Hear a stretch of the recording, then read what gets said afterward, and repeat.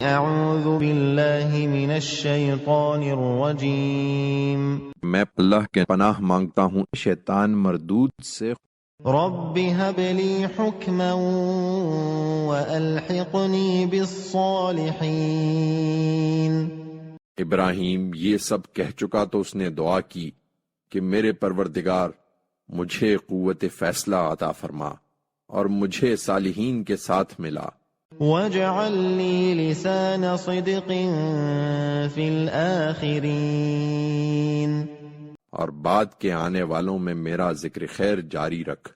واجعلنی من ورثة جنة النعیم۔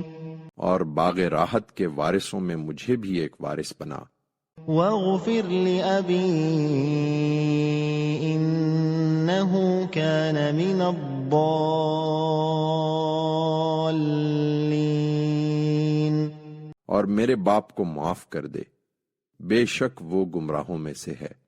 ولا تخزنی یوم یبعثون۔ اور جس دن لوگ اٹھائے جائیں گے اس دن اے پروردگار مجھے رسوا نہ کر۔